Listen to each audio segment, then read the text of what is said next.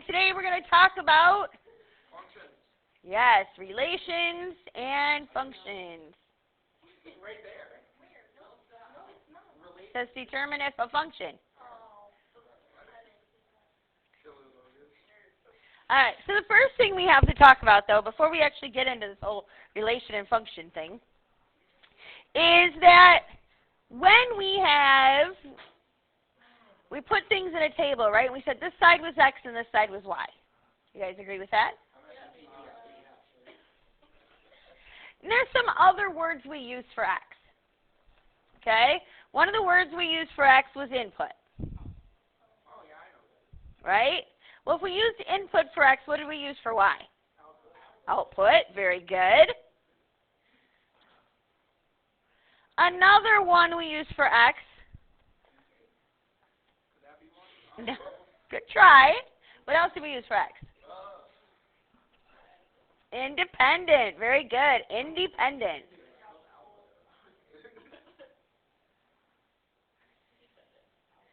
And dependent. I agree. I disagree. Okay. Now we're going to get a couple new names in there. For X, we call it domain. Oh, I know this. That's not new. Good. Which means what do we call Y? Range. If X is domain, Y is range. And then we have one more thing for Y. Y is special. We use the symbol F of X is how we say it. F of, that's an F, X. That's how you say this. That just is function notation. And it simply means Y.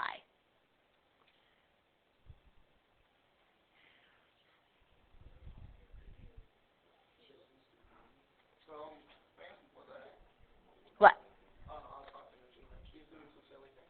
Okay, so any of these four things can be X. Any of those five things can be Y.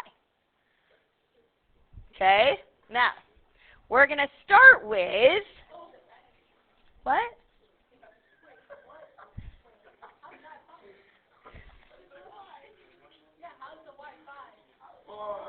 Here's 1, 2, 3, 4, 5.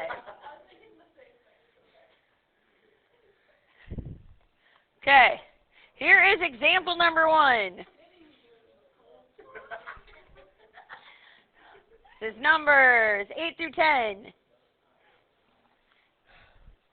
Identify the domain and range.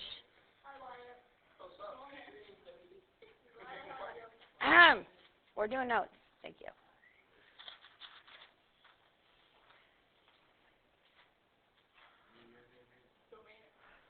Identify the domain and range. That's an and sign, yes.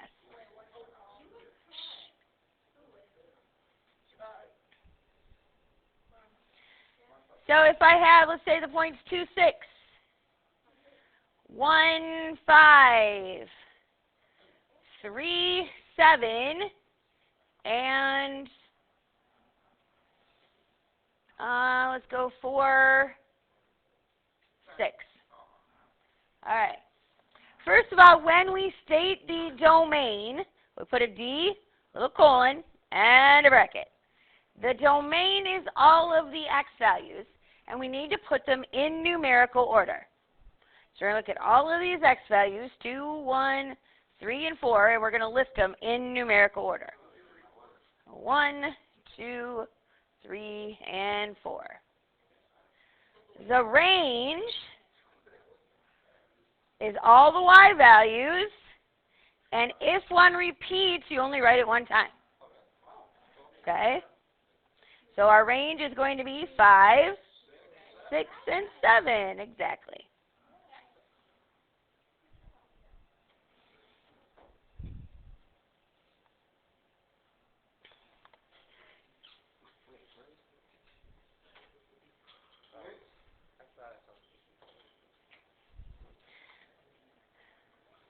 I want to talk about a mapping diagram. Well, that sounds scary.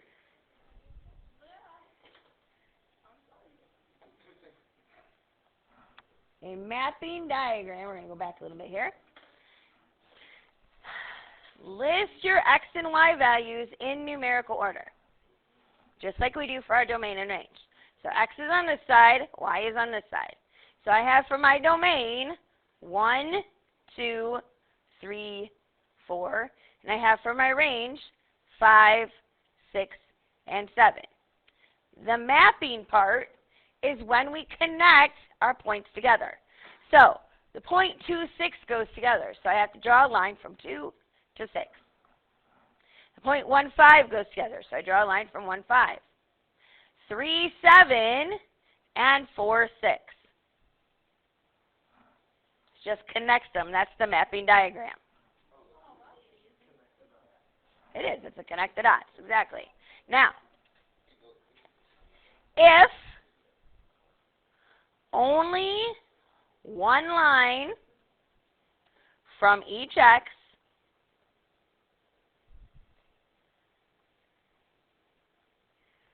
then it is a function.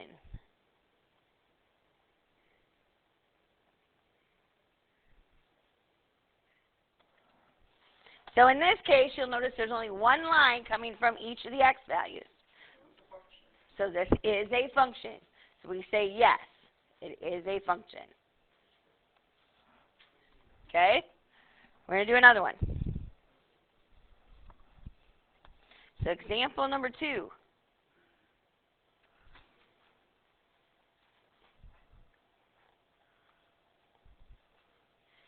Make a mapping diagram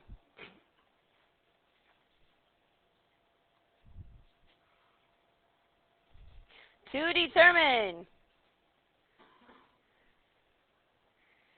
if the relation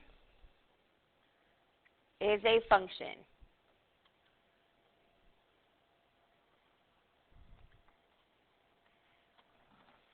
And here are our points. Let's say I have -1, 5, 2, 4, 1, 6, and -1, 3.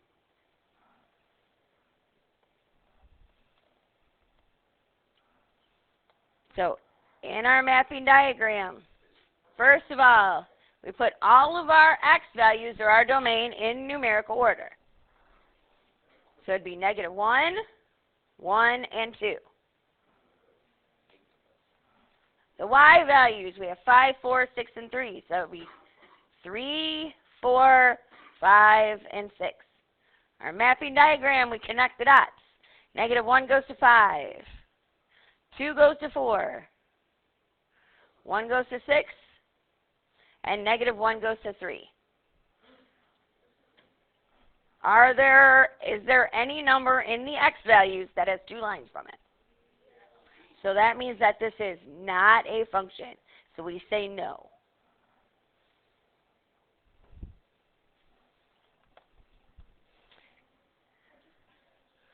Okay, so this is one way to determine if it's a function. Another way you should have heard about before is called the vertical line. Okay, so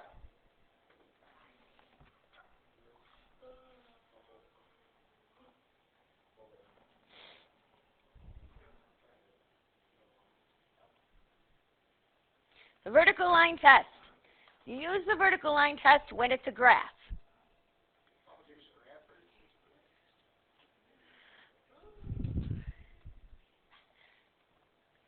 And you use it on a graph to determine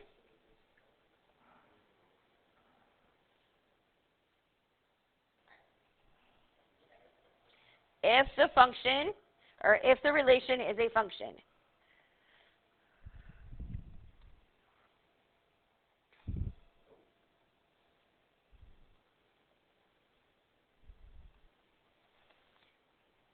When you draw a vertical line, if it crosses the graph in more than one spot, it is not.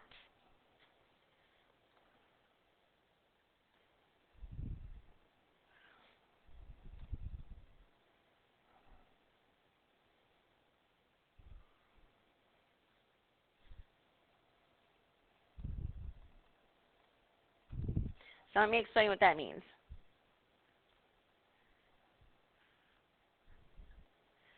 And no. Okay. So let's say I have a graph that looks like this. Right? And I were to draw a vertical line down. No matter where I draw this vertical line, it only crosses that U one time. So then this would be a function. We would say yes. But if I had something that maybe looked like this, and I draw my vertical line down, that crosses more than one time. So this would be no.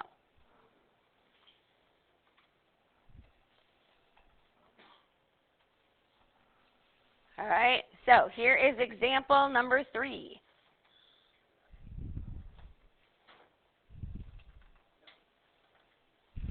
And this is what you are doing for 12 through 14. Using the vertical line test.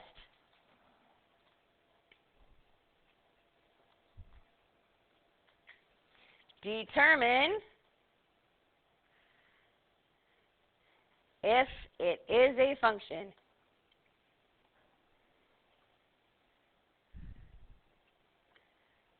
All right, so here's my graph. And on my graph, I have something that looks like this.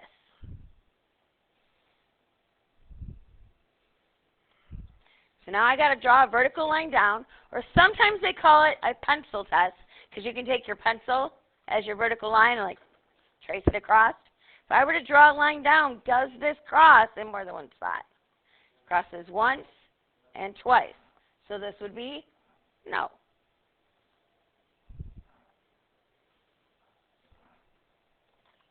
Vertical line test should be one of the easiest things to do. Okay, let's do one more real quick. Say my graph look like this. Is this a function? Yes, it is. Very good. Because no matter where you draw that vertical line, it only crosses it once. Is there something I need to explain further on that? Well, okay.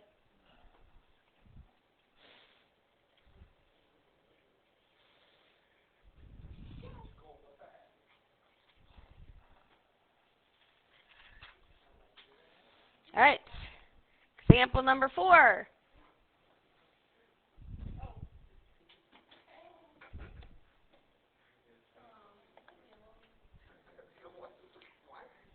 (16 through 20) we'll go.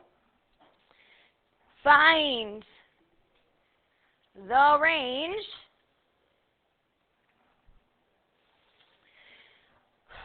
of each function. So it's going to look like this. It's going to be written as f of x equals 3x minus 2. And they tell you that your domain, excuse me, my voice is 1, 3, and 5. Let's talk about what this means. First of all, what does this symbol mean? That means y, right? This whole thing just means y. So when I take my domain, I'm going to plug it in for my x value to find my range. So I'm going to start right here. I have 3 times, my first one is 1 minus 2. 3 times 1 is 3 minus 2 is 1. I have 3 times my next one, which is 3, minus 2. 3 times 3 is 9, minus 2 is 7. Good. And my last one, I have 3 times 5, minus 2. 3 times 5 is 15, minus 2 is 13. So it wants you to find the range. So I put R, colon with a bracket, and I list all of my y values in numerical order. So 1, 7, and 13.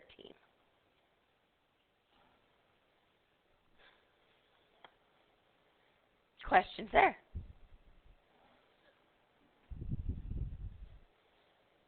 No questions? Do we need to do another one? Okay. Okay. Then example number 5. Last one.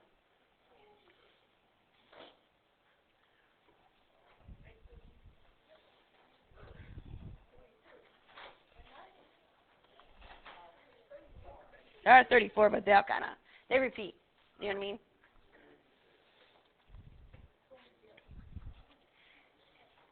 A car can travel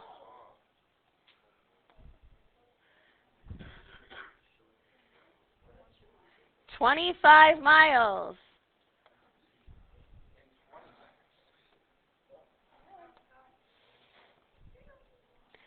on each gallon of gas.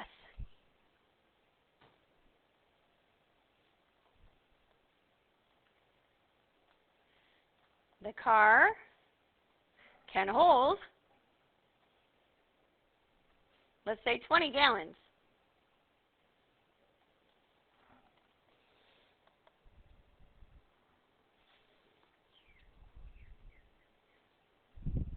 Find a reasonable domain and range.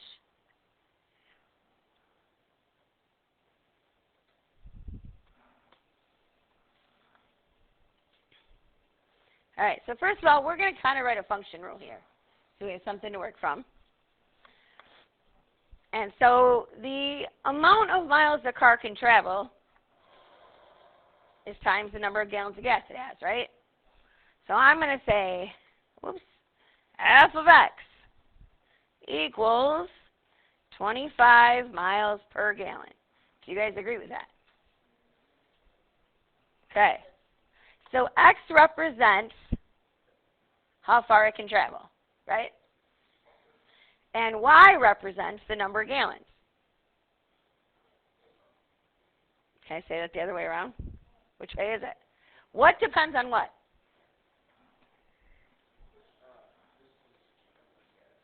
Correct. So you have to know how many gallons of gas you have in your car. So that's the independent. That's the x. All right? So the number of gallons that it can hold is your x. The number of miles it can go is your y value, right? So let's talk about a reasonable domain and range. What's the least number of gallons of gas you can have in your car? You can actually have less than that, can't you? You can have 0. Can't go anywhere, but you can have 0 gallons of gas, right?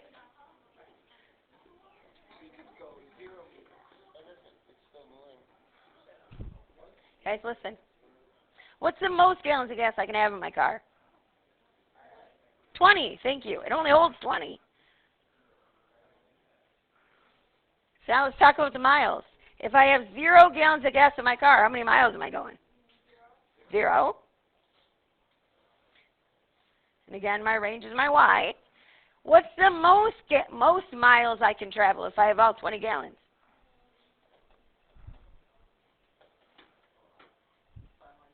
500. So this is what we mean by reasonable domain and range, right? Obviously, if my car can't hold 50 gallons, I'm not going to have 50 gallons. I can only have from 0 to 20. And if I can't hold 50 gallons, I can't drive any further. So that's as much as we have. Gentlemen.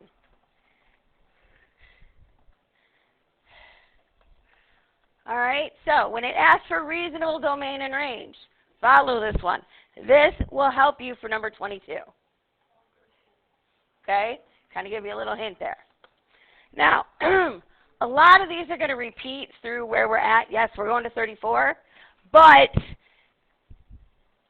some of those, it wants to know if it's a function or not. So, for example, you don't have to write this one down, but on number 32 and 34, it gives you AB, BC, AD, AD.